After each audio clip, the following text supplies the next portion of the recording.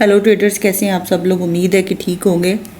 हमारा आज का टॉपिक है supply and demand zone is equal to support and resistance, या आप ऐसे भी कह सकते हैं कि support and resistance as supply and demand.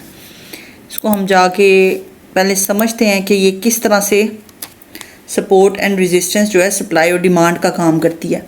ये सेम चीज़ें हैं दो, लेकिन इनके अल्फाज या डिफरेंट कह लें कि इनको मुख्तलिफ लफ्ज़ों से जाना जाता है।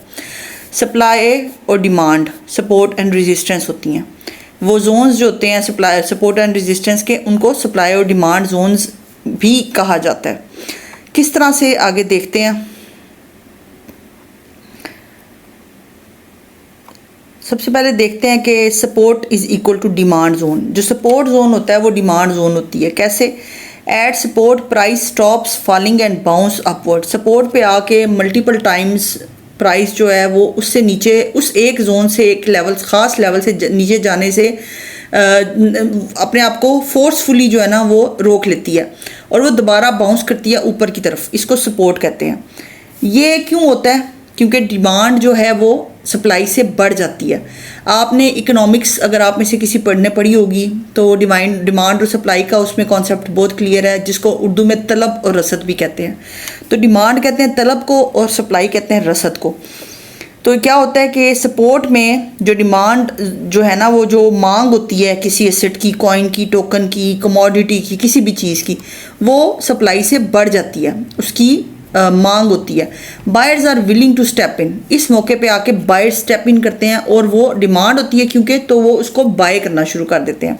एक एसेट जब सस्ता होता है तो लोगों की इसमें इंटरेस्ट ज़्यादा होती है, वो बल्क में उसको लेके रख लेते हैं। तो इसी तरह बायर्स वहाँ पे अपना इंटरेस्ट शो करते हैं जब सपोर्ट लेवल पे प्राइस काफ़ी नीचे आई होती है और उसकी डिमांड ज़्यादा हो जाती है, क्योंकि उनको पता होता है अब इस प्राइस से वापस जो है प्राइस बाउंस अप करेगी, बाउंस बैक करेगी और उनको प्रॉफिट मिलेगा। तो इस तरह से सपोर्ट लेवल जो है वो डिमांड एरिया बन जाता है। इसकी एग्जांपल ऐसे ले लें कि एक प्राइस जो है वो $100 तक गिरती है, किसी भी एसेट, टोकन, कमोडिटी, किसी भी चीज़ को हम एक फ़र्ज़ कर लेते हैं। बायर्स वहाँ पे आके बड़ी हैवी बाइंग शुरू कर देते हैं, बल्क में उसको उठाना शुरू कर देते हैं। तो क्या होगा? प्राइस ऊपर की तरफ जाएगी, क्योंकि बहुत ज़्यादा बल्क में वहाँ पे परचेजिंग हुई होगी। तो जो $100 है वो एक स्ट्रॉन्ग सपोर्ट लेवल बन जाएगा, वो एक स्ट्रॉन्ग डिमांड एरिया बन जाएगा, डिमांड जोन बन जाएगा। उसी तरह रेजिस्टेंस लेवल जो है वो सप्लाई जोन होगा। किस तरह से? रेजिस्टेंस पे जो प्राइस है वो ऊपर जाने से फोर्सफुली अपने आप को रोक लेती है। वहाँ पे सेलर्स का बहुत ज़्यादा प्रेशर होता है और फिर क्या होता है कि जब सेलिंग शुरू होती है, लोग अपना वहाँ पे खास रेजिस्टेंस में प्रॉफिट बुकिंग करना शुरू करते हैं, तो प्राइस बहुत बुरी तरह से वहाँ से क्रैश होती है या गिर जाती है। तो इसे ये क्यों होता है? क्योंकि सप्लाई बढ़ जाती है, वहाँ पे रसद बढ़ जाती है और डिमांड कम हो जाती है। लोग एसेट इतना एक्सपेंसिव हो चुका होता है उस पॉइंट पे आके, उस प्राइस पे आके, कि वहाँ पे लोग अपनी, जो ट्रेडर्स हैं, अपनी प्रॉफिट बुकिंग शुरू कर देते हैं। Sellers over power buyers, sellers selling करना शुरू कर देते हैं और बायर्स वीक होते हैं। तो रेजिस्टेंस से ऊपर जो है ना उससे प्राइस या मार्केट नहीं जाती।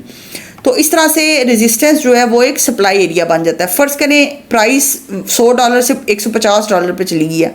सेलर्स ने क्या किया? उन्होंने जल्दी जल्दी अपना जो है ना ऑफलोड देयर प्रॉफिट पोजीशंस, मतलब अपनी पोजीशंस क्लोज करनी शुरू कर दी है, प्रॉफिट बुकिंग शुरू कर दी है। इससे क्या होगा? प्राइस ड्रॉप करनी शुरू कर देगी। तो वो जो $150 वाला एरिया है प्राइस का, वो हमारे पास एक स्ट्रॉन्ग रेजिस्टेंस लेवल बन जाएगा, जिसको हम एक सप्लाई जोन भी कहेंगे। इसमें की अंडरस्टैंडिंग क्या है? Concept, simplified view, deeper real view. Support a level where price bounces up, a zone where buying demand imbalance पे भी मैं वीडियो बना चुकी हूँ, आप जाके देख सकते हैं।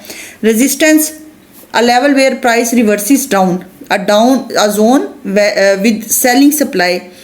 तो बाइंग सप्लाई के साथ डिमांड बनती है, बाइंग प्रेशर के साथ, बाइंग इम्बैलेंस के साथ डिमांड बनती है, सेलिंग इम्बैलेंस के साथ सप्लाई बनती है। Behaviour, price reacts to levels, price reacts to zones. तो ये यहाँ पे लेवल्स सिंपली इसमें आते हैं और इसमें जो है ना जोन्स आते हैं। Users, retail traders, institutional, smart money. तो आपने इस चीज़ को समझना है कि स्मार्ट मनी और इंस्टीट्यूशंस जो हैं वो डिमांड और सप्लाई जोन पे अपनी एंट्री लेते हैं। Why this matters, support and resistance work best in they are formed after multiple price strategies. ये हम पढ़ चुके हैं, इसका फ़ायदा को नहीं रिपीट करने का बार बार। नीचे समरी दी गई है, support is equal to demand zone, resistance is equal to supply zone. इसको चार्ट पे जाके देख लेते हैं, छोटा सा इसका ओवरव्यू ले लेते हैं चार्ट पे भी किस तरह से। अब ये मैंने BTC USDT का चार्ट ओपन किया हुआ है, 1 वीक का वीकली चार्ट है। इसमें आप ये देखें कि ये मैंने 2 एरोस ऑलरेडी आपके लिए बना के रखे हुए हैं, लिख के रखा हुआ है ताकि हमारा टाइम बच जाए। ये देखिए, अब ये जो है ना, ये हमारे पास जो जोन है, ये नीचे एक स्ट्रॉन्ग सपोर्ट बन रही है, ये तो ये हमारे पास एक स्ट्रॉन्ग, देखें 1 2 3 दफ़ा इस जोन से मार्केट ने रिजेक्शन लिया, तो ये भी एक चौथी दफ़ा। तो ये हमारे पास एक स्ट्रॉन्ग डिमांड जोन है। यहाँ पे आके हम बहुत ज़्यादा उम्मीद रखते हैं कि मार्केट जब भी यहाँ पे आएगी, इस लेवल को टच करेगी और यहीं कहीं से मार्केट दोबारा से बाउंस बैक लेगी, यहीं कहीं से मार्केट दोबारा ऊपर को बाउंस बैक लेगी। तो ये एक हमारे पास स्ट्रॉन्ग डिमांड जोन है। ठीक हो गया। अब हम ऊपर जाके सप्लाई जोन देख लेते हैं। ये सिंपली जोन क्यों लिखा हुआ आ रहा है, इसको तो सप्लाई होना चाहिए। इसको ठीक कर लेते हैं अपने स्पेलिंग्स को। चलें, ये हमारे पास हो गया सप्लाई जोन, ये हो गया सप्लाई जोन।